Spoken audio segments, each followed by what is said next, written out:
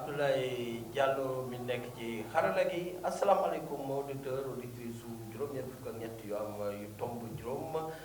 ñi ngi fii nekk ci studio Mbadiane Diouf am mbégte ak bànneex ñëwaat ci ba émission Podium à l'école New Look nga xam ne nag le principal animateur mi ngi nii ci sama wet di Badara Mbaye yenn saa yi tamit xam leen ni bu fi nekkul rek maa ngi fi mën na ne ay co-animateur la donc tey ñu am mbégte nag di dalal koo xamante ni c'est un enseignant émérite wante yàlla xir ko ci bind muy nafar bind la ci wolof dinañ ci ñëw bind ci nasaraan wante nag nekk koo xamante ni ràññee ko nan ko ci wàllu taalif loolu dinañ ci wax lu bare bari mais ñu gënoon koo ràññee nag ci wolof ba mu dugg nag ci li nga xam ni mooy li ñuy wax roman policier loolu nag moom sax moo tax ñu invité ko muy sunu tonton bi sunu mag bi sunu lépp Baye Bassou Xuma tey ñu fas yéene wax nag roman bi nga xam ne mujj na ko bind muy roman policier dans la collection des enquêtes de l'inspecteur Fit muy la planète des femmes tey mooy sababu waxtaan bi dinañ ci xuus bu baax a baax a baax a baax wax leen illa ji li sabab la planète des femmes la mu ci jublu surtout ci njeexital bi nga xam ni dafa am invite bu am solo te wolof naan doolo mbooloo mooy doole te it ci biir waxi wolof daal ni doomu aadama bu nu boole watweel sànq lañ di mooy bu nu boole watweel loolu dafa am lu muy tekki te boo xoolee sens roman bi dëgg-dëgg ci foofu lu ko gën a basé wu wante tamit jukkee ko ci ñi nga xam ni secteur développement boo dem fekk lañ ci muy jigéen ñi te gis na ne ay mbind mi tamit jox na ci place jigéen lu bare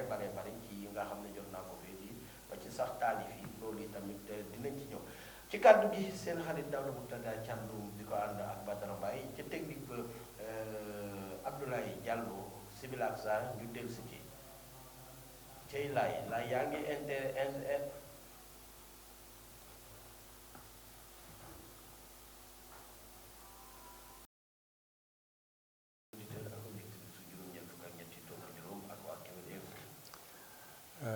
asalaamaaleykum mbokk yi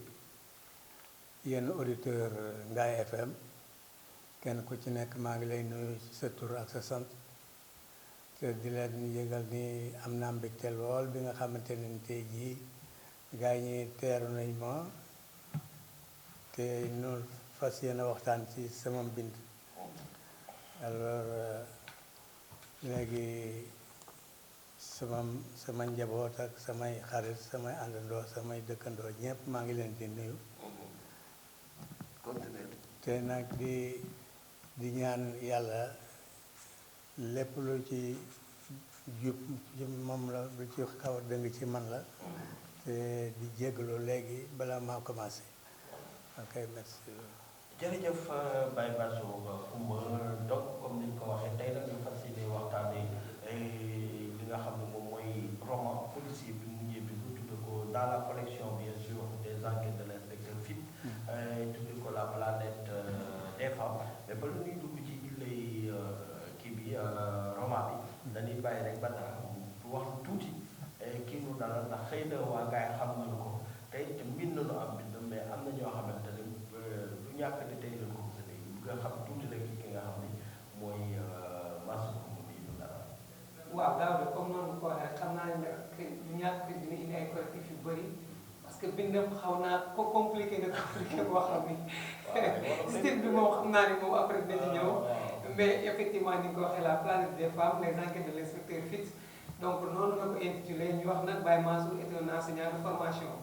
ñu ni il s'est intéressé très jeune à la langue française à travers la poésie en particulier ce qui ne l'a jamais empêché de bien pratiquer la langue de Kocc Barma le wolof.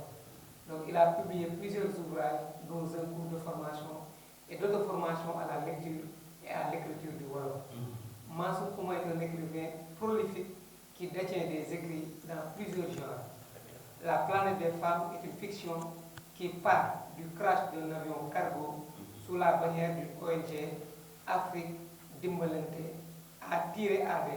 l'Afrique et de l'Afrique. Donc noonu la ko bindee. Donc le pilote reçoit de la tour de contrôle de l'aéroport de Kadarlof dégg ak style bi nga xam naa bëggoon naa nit ñi gis aussi ni bindee Kadarloo. loolu da nekk waaw. Kadarloo wolof la ko bindee. wolof la ko bindee. Kadarloo. voilà donc style bi moo tax il faut après xam naa ni su duggee dina gën a doy waar. L'ordre de décoller pour rejoindre le plateau des réfugiés où sont accueillis des populations fuyant les combats entre les rebelles du Mandeng et le gouvernement Mamel. Mamnel. Donc Mamnel, donc moi, wow, donc Mamnel. Il a déjà accusé 2 heures de retard sur son horaire car il attendait son copilote qui n'est toujours pas là. Quelques minutes après le décollage, l'avion est pris dans une tempête magnétique qui l'oblige à atterrir sur un plateau rocheux entouré d'une forêt dense où se passent des choses inimaginables. Une communauté de femmes vivant en autarcie, une créature maléfique apparaîtra et ira s'incruster dans chaque femme. L'enquête de l'inspecteur Pitt fera découvrir les dessous des tribulations du pilote. Un roman audacieux, plein de rebondissements à découvrir. Thiago li nga xam ne moom mooy émission bi nga fas yéene def ak yow ak moom. yow nag. parce que comme que préparé wu ma ko vraiment ça va être très compliqué pour moi. waaw mais même du ñàkk a am question de relance alors mais moom mi laata lii am na ay roman yoo xamante ne bindu na ko nga ñëw. effectivement du même auteur ki ñuy wax ki ñuy seqal waxtaan nii am na beneen roman boo xam ne cours de formation et d'auto-formation à la lecture et à l'écriture du wolof moom édition boo xam ni CAPEF CAPEF donc dans la collection sur le wolof 4e trim def naa boobu 1999. donc la ko def. beneen bi muy mbindum wolof di cours de grammaire tout temps wolof nag. bind boobu yëpp def naa ne ci kàllaama Kocc la ko defee foofu ci ENAS donc dans la collection en wolof 1er trim 2016 mu génnewaat benn roman bu ñu tuddee junni léebi wolof. junni léebi wolof muy 1000 proverbes wolof. loolu moom yéeme ne 1000 proverbes wolof vraiment ku am inspiration def ko foofu toujours ci ENAS dans la collection en wolof 4e trim 2016. mu ñëw ñu foog ni foofu la yem mu génnaat benn boo xam ni ñu ngi ko tuddee Panique à Dakar muy roman fiction policière boo xam ni c'est dans la collection Les Enquêtes de l'inspecteur Pitt aux éditions Artige donc 4e trim 2018. Unitas muy roman retraçant la vie de Ngaye Mékhé donc aux années 50-60 dans la collection roman aux éditions Artige 3e trim 2022 mu defoon ci vraiment série de dédicace bu am solo fële nga xam ne moom mooy complexe que Mame Assou je me rappelle très bien vraiment mu nekk une réussite totale. Ensuite mu defar benn boo xam ne dictionnaire bilingue la donc wolof français la ko defoon mu def plus de 800 pages aux éditions Harmattan Sénégal dans la collection sur le wolof donc bi ci des nag mu nekk loo xam ne tamit jullit la ko jagleeloon boobu sax joxoon na ma ci mu jëriñ ma lool sax mu nekkoon naafile weeru ko ou les prières sérologatoires donc recommandé durant les 30 nuits bénies du Ramadan dans la collection Diine aux éditions Artige 1er trim 2025 càndum boobu man li ma defaral ci weeru koor bi mënu ma wax la toll. J'ai pris vraiment le temps chaque jour. waaw ma ci doon nekk di ci nekk contrairement à vraiment bii nga xam la planète des femmes bi ma ko jox fekk na aw ma jot liir naa ko rek ba gis nga fi ma def nii mais bugguma vraiment beaucoup voilà incha allah donc vraiment loolu mooy jaar-jaar bi nga xam ni suñu papa baay yi Mansour Kouma def na ko ci li nga xam ne moom mooy bind. waaw góor gi wolof day faral di wax naan saabu pour boppam wante loolu yi tamit lu ñu jukki rek ci sa jaar-jaar ndax am na loolu ci tool yi nga ñu yóbbu ci li ma ci dolli day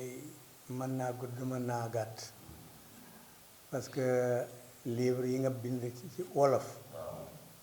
mat na fukk ak juróom ay léeb ay maye ay conte bilingue wolof ak français ay nu mu tuddati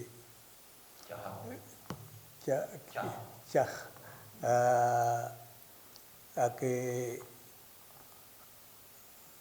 may wax naa may di léeb waaw ay léeb ak léebu ba ci ay taalif taalif am naa ñetti téere taalif waaye nag le problème mooy man bokkuma ci auteurs yi nga xamante ni mën nañoo réciter seen affaire man aw moom seen waaw soo ko bindee soo paree rek pare nga su ma ci pare rek pare naa ci. voilà ci loolu nag la ñuy commencé nag ba la ñuy ñëw ci la planète des femmes li nga ñëpp xamee mooy wax nga ko junj ko ko ba dara ci biir culture bi tamit wax nga ko dama gisoon ni may maasu ci olof la ëpp woon lu ñu bind léegi tey nga jóge ci wolof bi dugg ci français bi mais li gën a yéem mooy bi ma jógee ci français bi da ngaa daal di dugg rek ci li nga xam ne mooy li may tuddee roman policier d'abord lu tax style olof boobu nga xëy bàyyi ko wala la nga ci bind da ngaa latiser large wala ñëw des na xam bind lan la ba tey nga ñëw ci roman policier. xam nga rek li ñuy wax inspiration. bàyyiwuma wolof. maa ngi ci ba tey. waaye aussi ginnaaw français bi yàgg na ci man. yàgg na ma lire yàgg na ma jàng ay roman ay affaires yooyu looloo tax sama xel dem ci bi ma am inspiration rek bind sama premier roman mooy la Panique à Dakar. Panique à Dakar dinaa ci ñëw léegi parce que loolu aussi roman fiction la moom itam waaw moom itam roman policier la am na série boo xamante ne mooy les enquêtes de l'inspecteur Fit yëpp policier la am na benn collection sur le wolof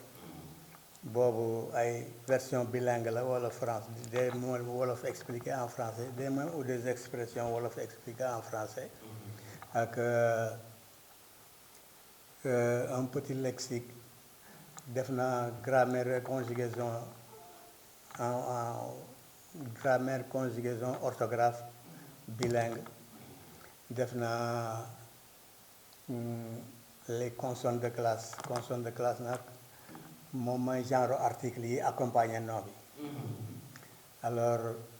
français deux genres rek la am masculin le féminin alors que wolof am na 10 consonnes de 10 classes 10 classes nominales 8 yi ce sont des noms au singulier 2 yi des noms au pluriel alors yooyu yëpp développement am na fu ma ko développé def naa également nu mu tudd à part loolu am na ay par exemple cours de formation yi def nga ci lu bari. cours de formation parce que def nga lecture à l'écriture wolof. waaye ci édition CAPEF. bindu wolof ñu ñëw nga ci wax ko léegi mais junj livre wolof yooyu aussi gis nañ ni xuus nga ci yooyu yëpp ci loo xamante ne day dëgëral di gën a suuxat. kàllaama ko ci bi la. waaw loolu moom li ma ci dugaloon mooy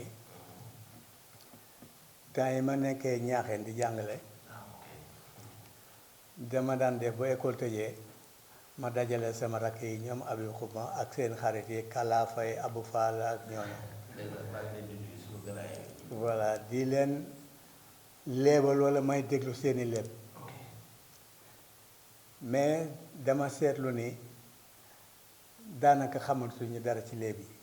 alors que lu bare bare sama yaay def daan léeb yu bare alors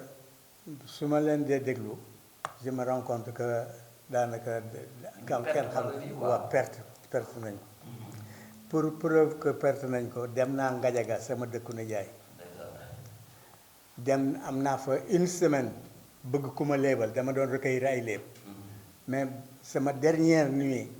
la benn xale bu jógee tab bi xama bàttal ñëw defal ñaari léeb yi ci des yëpp semaine bi ma fa am yëpp kenn mënoon see defal benn léeb ma ne lii nag bi situation c'est grave ginnaaw yàlla looloo tax ma commencé di bind léeb yi waaw kooku moom j'en ai écrit beaucoup ay proverbes yoo xamante ni aussi remonté naa source bi parce que dugg nga ni ruba am na benn roman bu ma tuddee benn kii bu ma tuddee dugg nga ni ruba ay maye la yooyu dama remonté source bi y a 2 versions mais mu miin ba nekkatul dans la prison dafa nekk ci kër gouverneur comme un employé daal. alors muy doxantoo doomu gouverneur bi commandant Tivaouane bi tubaab la woon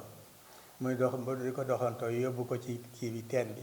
xale bi di yóotu ci mango ji mu daal di koy teg taxaw ci pind bi di ko daggal mango xale bi mu rëcc ci daanu ci biir teen bi ñu ne kooku dugg nga ni rëbb ñii ci des version bi deuxième version bi dañ ne Saint-Louis la xew woon toujours le même Rouba prisonnier dafay nekk ci étage bi di faw ak doomu kii bi di ko tëgal mu rëcc daanu ci suuf donc ñaari version yooyu laa ci jot a am ak yeneen yoo xamante ni aussi j'ai pu remonter jusqu'à la source waaw. mais daaw la doon ñu ko bàyyi ci li mu wax noonu par exemple 1000 proverbes en wolof yi tey gis nañu effectivement lépp yi nga xam ni seen suñu mag ñi wala suñu wayjur yi dañu ko daan léebal mooy léeb yoo xam ni dafay am ci ginnaaw moral ci loo xam ne daf ci nekk mais tey dañu gis ni daaw de nos jours tey soo duggee ci télévision yu bëri yooyu mi ngi am mais pratiquement sooy xool li ñu ciy wax nit sax bu toogee waajuram di ko seet day am kersa. day am kersa donc loolu effectivement est-ce que bokk ci li nga xam ne tey lu ñu war a mën a indiwaat la pour mu gën a jàng xale yi nga xam ne. waaw man yaakaar naa ne li ñu war a mën a indiwaat bari na parce que téléphone portable yi gis naa ci TikTok bi benn waaye mu ne la chose la plus dangereuse que la bombe atomique mooy téléphone portable parce que tas na famille yi disloqué na nit ñi waxtaan amatul concertation amatul ku ci nekk bu fekkente ne daje nañu sax au même endroit ku ci nekk yaa ngi sa téléphone di manipuler waxta échange amatul communication amatul dara amatul léegi donc lu mel noonu il serait bon peut-être que xëy na peut-être pas limiter l'usage du téléphone parce que ce sera très difficile mais quand même que nit ñi def une certaine autodiscipline bu ñu dajeetee ci kër gi waxtu sàngam ba waxtu sàngam kenn du laal téléphone nañu waxtaan nañu yeexale yi nañu def nii nañu def ne nañu def ne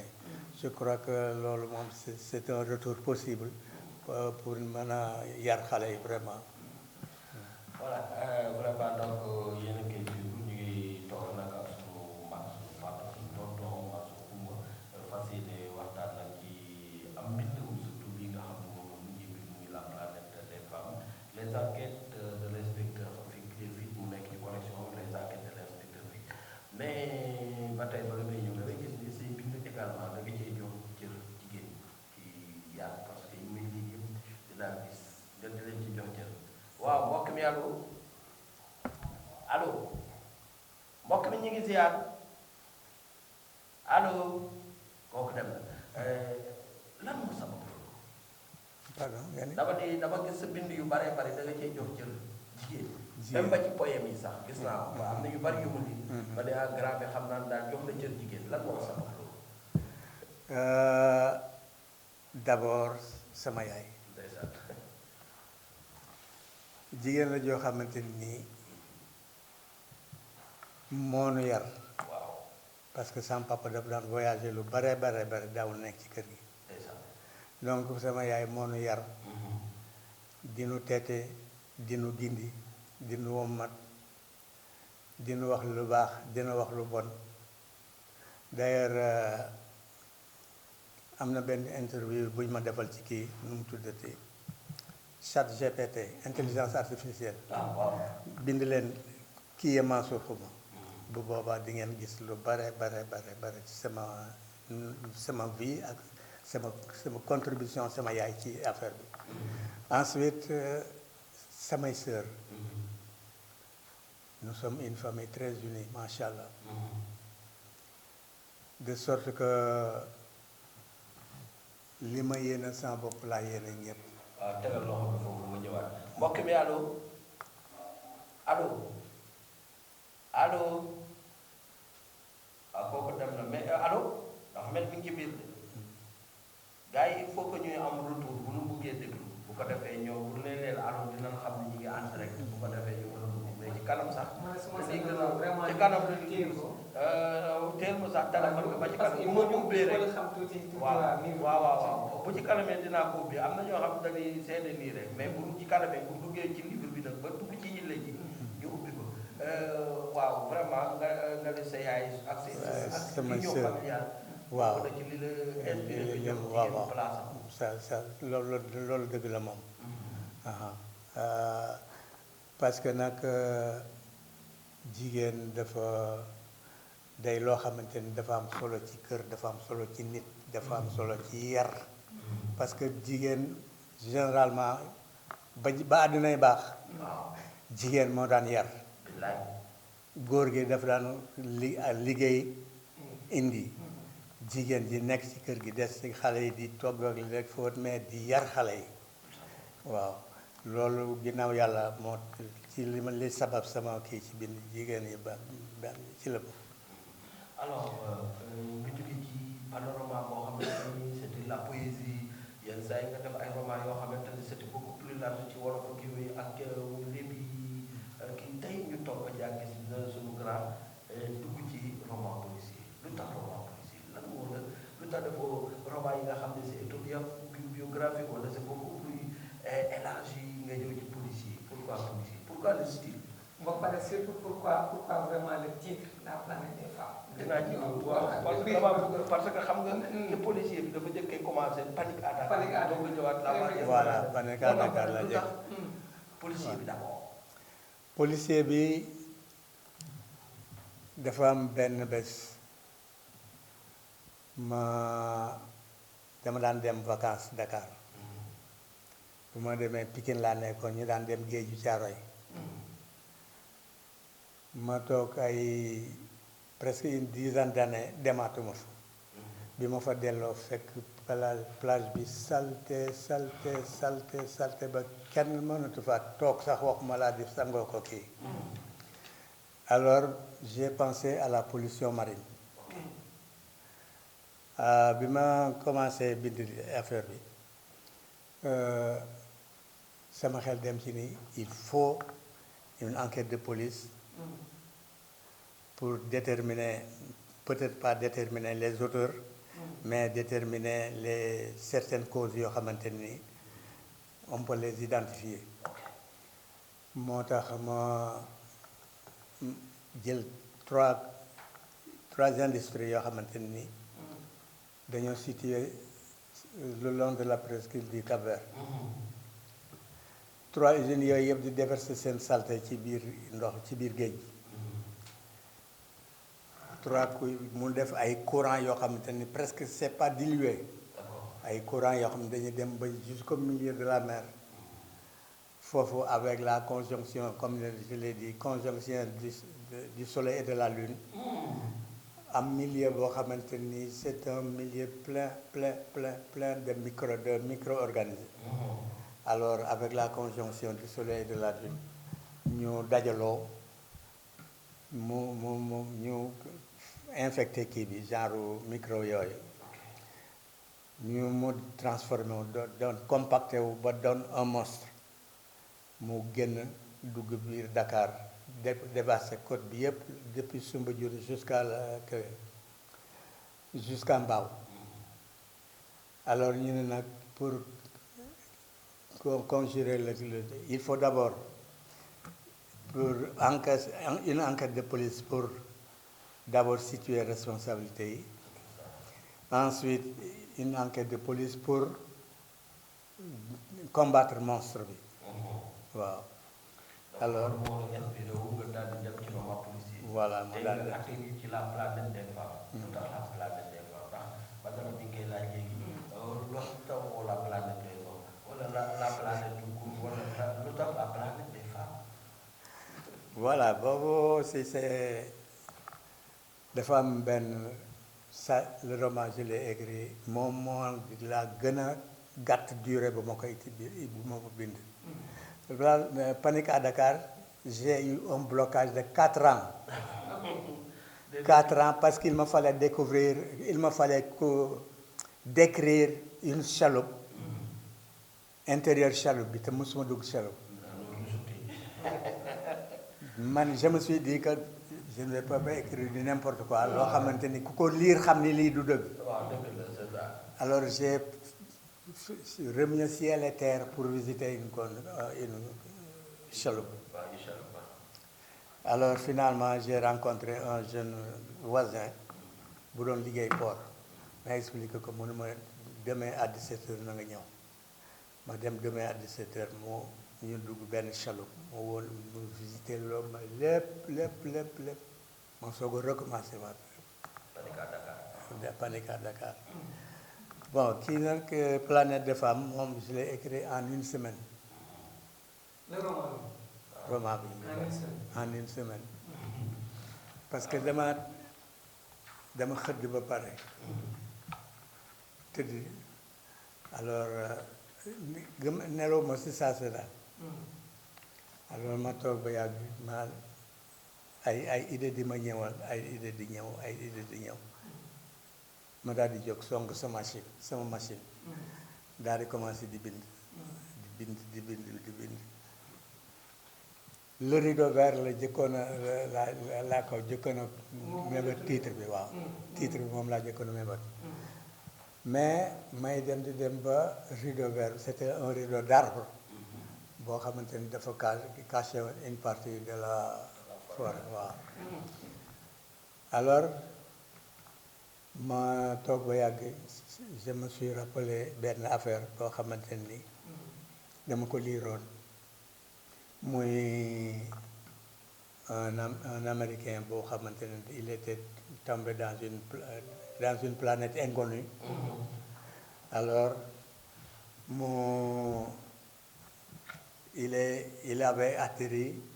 genre fusée la yoroon yoo xamante ne c'est des fusées manuelles nga xam ne daf koy taal mu yóbbu ko bu bëggee kii mu wàcc. Alors il y avait un arbre boo xamante ni dafa am ay